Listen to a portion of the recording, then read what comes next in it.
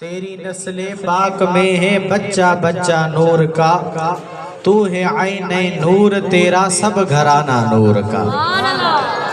मुझा प्यारा अजीज़ो दोस्तों ऐं क़िबला साईं सैयद मोहम्मद इमरान अहमद शाह जीलानी मद्दज़िल्लाहुल आली ऐं जेका भी समूरी जमायत हिते वेठी आहे सभिनी खे अस्सलामु अलैकुम व रहमतुल्लाहि व बरकातुहू।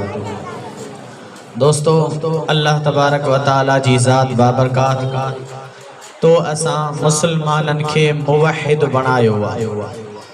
मुवहिद छा है? यानी अल्लाह तबारक व तआला जी ज़ात बाबरकात खे वहदहु ला शरीक लहू मञण। अल्लाह अकेलो आहे। अल्लाह तो फरमाए त कुल हुवल्लाहु अहद अल्लाहु समद। हबीब तू फरमात अल्लाह अकेलो आहे, अल्लाह बेनियाज़ आहे, लम यलिद वलम यूलद, न कंहिंजो पुट आहे न कंहिंजो पीउ आहे, वलम यकुल लहू कुफुवन अहद, उन जो को बि शरीक कोन्हे, उहो वहदहु ला शरीक लहू रब आहे। अल्लाह तबारक व तआला कुरान करीम में फरमायो त अवां जा गुनाह भले केतरा भी हुजन अवां जा बख्शिजी वेंदा।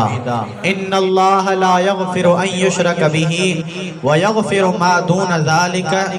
अल्लाह फरमाए तो अवां जा जेके भी गुनाहन बख्शिजी वेंदा, पर हिकु वॾे में वॾो गुनाह तव उहो कहिड़ो आहे? अल्लाह तो फरमाए त मूसा गॾु कंहिंखे शरीक बणाइण इहो वॾे में वॾो गुनाह आहे। इन गुनाह खां बचो, मुवहिद थी रहो, अल्लाह के वहदहु ला शरीक लहू मञण वारा बणिजी वञो, बाक़ी सभ जा सभ गुनाह मां रब पाण ई माफ़ करे छॾींदो। अल्लाह ताला जी ज़ात बाबरकात कुरानी मजीद में इरशाद फरमायो आहे, या अय्युहन नासु उब्दू रब्बकुमुल्लज़ी खलक़कुम वल्लज़ीना मिन क़ब्लिकुम लअल्लकुम तत्तक़ून। अल्लाह ताला फरमायो, ए इंसानो मां रब जी इबादत कयो। मां रब अवां के पैदा फरमायो आ, अवां के आवां खां जेके अॻ में हा उन्हनि खे बि मां रब करीम पैदा फरमायो आ। असां के इबादत करणी आ त अल्लाह जी इबादत करणी आहे। अल्लाह तबारक व तआला जी इबादत खां बाद में, अल्लाह तबारक व तआला जी शान खां बाद में, जेकॾहिं दुनिया में शान ऐं मक़ाम बुलंद ऐं बाला त मिठे मुस्तफ़ा करीम जो आहे। अल्लाह ताला उन जे शान खे, उन जे मक़ाम खे, उन जे मर्तबे, उन जे मान खे बुलंद ऐं बाला करे छॾियो आहे। ऐं अल्लाह ताला महबूब खे अहिड़ो बणायो आहे, बेमिसल बणायो आहे, बेमिसाल बणायो आहे। पीर महर अली शाह रहमतुल्लाह अलैह फरमाए थो, जॾहिं मुस्तफ़ा जो दीदार थियुसि सभु चओ सुभान अल्लाह। तो असां बि चवंदा आहियूं महबूब दीदार कराए, महबूब दीदार कराईंदो त तुंहिंजा असांजा बेड़ा पार थी वेंदा, रब करीम जी ज़ात बाबरकात जा करम थी पवंदा। महबूब जो दीदार वॾी ॻाल्हि आहे। पीर महर अली शाह रहमतुल्लाह अलैह खे जॾहिं दीदार थियो आहे, छा थो चवे? ॾाढा चओ सुभान अल्लाह। इस सूरत नो में जाना खां, जाना खा के जाने जहाना खा, सच आखा ते रब दी शान आखा, जिस शान तो शाना सब बढ़िया, सुभान अल्लाह सुभान अल्लाह। महबूब जो दीदार थी वने, बेड़ा पार थी वेंदा। अल्लाह ताला महबूब जेड़ी सूरत कंहिंजी बणाई कोने का, महबूब जेड़ी सीरत कंहिंजी कोने का। मुस्तफ़ा शान अवां जो शाहिया, ॾाढा सुभान अल्लाह। मुस्तफ़ा शान आवाजो शाहिया अज ताई एड़ी रब तो जड़ी ओ तस्वीरन के जी छाहिया मुस्तफा शान आवाजो शाहिया अल्लाह ताला जी ज़ात बाबरकात मुस्तफ़ा करीम जे शान के बुलंद ऐं बाला फरमायो आ। अज मां सबक वेठे ॾिनो पहली फारसी जो उन में नसीहतूं ईंदियूं हल उन्हनि नसीहतुनि में हिक इहा नसीहत आई त ॿिनि शयुनि खे कॾहिं बि न विसारियो। घणनि शयुनि खे? ॿिनि शयुनि खे कॾहिं बि न विसारिजो। कहिड़ियूं? पहिरीं रब करीम जे ज़ात बाबरकात खे कॾहिं बि न विसारिजो। रब करीम जी ज़ात बाबरकात सीननि जा राज़ ॼाणींदो आहे। रब करीम जी ज़ात बाबरकात जी इबादत कयो, रब खे कॾहिं न विसारियो। ॿी कहिड़ी ॻाल्हि आहे? ॿियो आहे मौत। मौत इहो मौत न विसारिजो। तो असां जेके बि अॼु हिते आहियूं असांजी जेका हयाती आहे अनकरीब ख़त्म थियण वारी आहे। का ख़बर कोन्हे का त सुभाणे केरु ज़िंदा हूंदो अलाए कोन। इन मौत खे नाहे विसारणो। मौत खे न विसारियो। रब जी इबादत कयो। हर रात जॾहिं बिस्तरे ते आराम कयो अल्लाह तबारक व तआला खां दुआ घुरो मुंहिंजा मौला जेकॾहिं मौत अचे त कलमे साण अचे।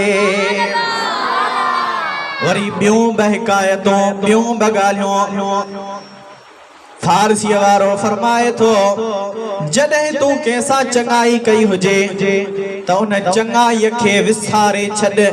इएं न चओ त फलाणा मां तोसां भलाई कई आहे, इएं कॾहिं बि न चओ। इएं न चवेंसि हुन जी दिलि आज़ारी थी पवंदी। अॻिते छा थो फरमाए? चवे थो पर तोसां जेकॾहिं कंहिं ज़ुल्म कयो आहे, तोखे कंहिं ॾुखायो आहे, तोखे कंहिं तकलीफ़ ॾिनी आहे, तोखे कंहिं ग़म ॾिनो आहे, तोखे कंहिं तकलीफ़ ॾिनी आहे, उन जे तकलीफ़ खे बि विसारे छॾ। उन खे बि कुझु न चओ। वरी तूं जंहिंसां नेकी कई आहे उन खे बि कुझु न चओ। सभु चओ सुभान अल्लाह। वो तो असांखे घुर्जे इन नसीहतुनि ते असां अमल कयूं। अल्लाह खे न विसारियूं, मौत खे न विसारियूं। कंहिंसां चङाई कई आहे त उन खे विसारे छॾियूं। कंहिं तव्हां सां बुराई कई आहे त उन खे बि विसारियो। ऐं अल्लाह तबारक व तआला जी ज़ात बाबरकात खां दुआ घुरो मुंहिंजा मौला असां तुंहिंजा बाना आहियूं। असांजे मथां हुकूकुल्लाह बि आहिनि, असांजे मथां हुकूकुल इबाद बि आहिनि। हुकूकुल्लाह यानी अल्लाह जा हक़, हुकूकुल इबाद उहे हक़ जेके बाननि जा हक़। इन्हे न त बाननि खे इज़ाए खुदा खां माफ़ी घुरो। खुदा फरमाए थो जेसीं ताईं बानो माफ़ी न ॾींदो तेसीं ताईं मां रब वटि माफ़ी आहे ई कोन का। पीर साईं रोज़े धणी रहमतुल्लाह अलैह सब चओ सुभान अल्लाह। ॾिसी दरबार सोहणे जे लही विया सूर दुख सारा। ॾाढा सुभान अल्लाह। ॾिसी दरबार सोहणे जे लही विया सूर दुख सारा। अल्लाह तबारक व तआला जो कामिल अकमल वरिया पीर साईं रोज़े धणी रहमतुल्लाह अलैह जो हिकिड़ो खलीफ़ो आहे, मुरीद आहे, जे पंहिंजे में खे ॾाढी मार ॾिनी आहे। अवां खे बि मां हथ ॿधी अर्ज़ थो कयां। हिननि महफ़िलुनि जो मक़सदु हूंदो आहे ऐं मक़सदु इहो आहे त कुझु हिक ॿिए वटां पिरायूं असां। महबूब जी हदीस मुबारक आहे त जानवर खे बि गॾ हुआ, खच्चर हुआ, घोड़ो हुआ, मेंह आहे, उन खे बि मुंहं में चंबो न हणूं। असां वरी ॿारनि खे बि मुंहं में चंबो हणंदासीं, शागिर्दनि खे बि मुंहं में चंबो हणंदासीं। न महबूब जे हदीस ते अमल कंदासीं त रब बेड़ा पार फरमाईंदो। उन खलीफ़े में खे ॾाढी मार ॾिनी आहे। हाणे मार ॾियण खां बाद में वेठो आहे, उन खे ॾाढो ॾुख थियो, ग़म थियो। अल्लाह तबारक व तआला जे आॾो गुरियाज़ारी पियो करे मुंहिंजा मौला मूंखे बख़्श फरमाइजांइ। पीर साईं रोज़े धणी रहमतुल्लाह अलैह जी ज़ात बाबरकात वटि आया। पीर साईं रोज़े धणी रहमतुल्लाह अलैह जन खे अर्ज़ कयूं साईं मूंखां हीअ ग़लती थी वई आहे। साईं जन फरमायो मारियो में खे थई वरी माफ़ी खुदा खां तो वठी। ॾाढा सुभान अल्लाह। मारियो में खे तई माफ़ी वरी ख़ुदा खां थो वठे पहिरियां माफ़ी वठ त मैं खां वठ साईं मैं ॻाल्हाईंदी कोन्हे का मैं खे ज़बान कोन्हे का रे ज़बानी आहे उहा कीअं पाण फरमायूं उन में वटि वञ उन खे खड़ खाराए उन खे कटी खाराए उन खे चोकर खाराए उन खे गांव खाराए ड्रो कराएसि जॾहिं ओगर वराए ऐं तोॾे निहारे समझी वञजाए त तोखे में माफ़ी ॾेई छॾी आहे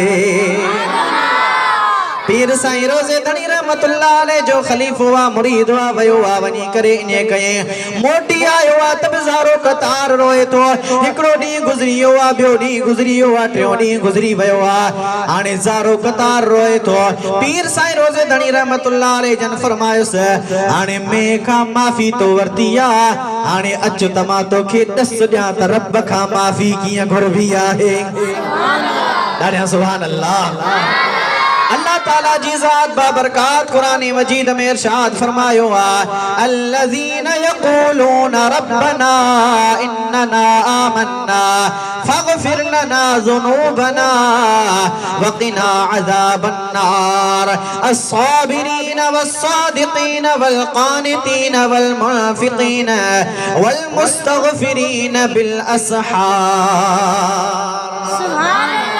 अल्लाह तबारक व तआला फरमाए तो ओए शख्स जन ईमान आंदो चवंता मुझा मौला असा तुझे मता ईमान आंदो से असा जी मगफिरत फरमा असा जे भाइरन जी मगफिरत फरमा अल्लाह ताला जी ज़ात बाबरकात ते सिफतों बयान फरमायूं अस्साबिरीन यानी सब्र करण वारा हर हाल में सब्र करण वारा वस्सादिकीन सदको करण वारा ऐ सच्चाई बयान करण वारा वल्कानितीन तवाज़े करण वारा आजिज़ी इंकिसारियत में हलण वारा अदब में हलण वारा तकब्बुर खां परे रहण वारा अल्लाह तबारक व तआला अगते फरमायो वयस्तगफिरून बिल असहार ऐं अध रात खां बाद में रात जे चौथे हिस्से में रात जे टे हिस्से में इन रात में जागी करे खुदा खां माफियों घुरण वारा सब जो सुभान अल्लाह अल्लाह ताला कुरान करीम में बेअद फरमायो इन्न नाशियतल लैल हिया अशद्द वतअन व अक़वम कीला अल्लाह ताला फरमाए तो रात जो जेको आखिरी हिस्सो आ दुनिया जड़े आराम पई करे दुनिया वारा सुकून सा सुता पिया हुजन उन वक्त उठी करे तू अल्लाह अल्लाह अल्लाह कर इंशाअल्लाह रब तुझा बेड़ा पार करे छड़ींदो पीर साईं रोज़े धणी रहमतुल्लाह अलैह जी ज़ात बाबरकात उन मुरीद खे फरमायो ए मुरीद हाणे रात जो जॾहिं टियों हिस्सो थिए रात जा टे थियन दुनिया सुती पई हुजे समूरा निंड में हुजन तो उथी करे अल्लाह अल्लाह कर रब जी इबादत कर रब खे राज़ी कर जॾहिं तुझे अख मां लुड़क लड़े वडो लुड़क बिन टेपो बिन उन खां बि घट वो जेकरे थोड़ो कतरे जो बि थोड़ो को हिस्सो हुजे वो तुझे अख जे वार खे जेकॾहिं खौफ़े खुदा में लगो समझ त रब तुझा बेड़ा पार करे छॾिया तोखे माफ़ी मिली वई उन फकीर ने कयो रात जो वनी करे खुदा जी इबादत करे ज़ारो कतार नवा रब मेहरबानियों फरमायूं थस अल्लाह तबारक व तआला जी ज़ात बाबरकात के राज़ी करणो तव त मुस्तफा जो वसीलो वठो रब रिझाइण सोलेड़ो आहे रब रिझाइण सोलो आहे पांदुगी जिय गले पाए अदा मेड़ दई महबूब मोहम्मद परवर के परचायदा अल्लाह पाक खां दुआ इन्हनि ॻाल्हियुनि ते अमल जी तौफ़ीक़ अता फरमा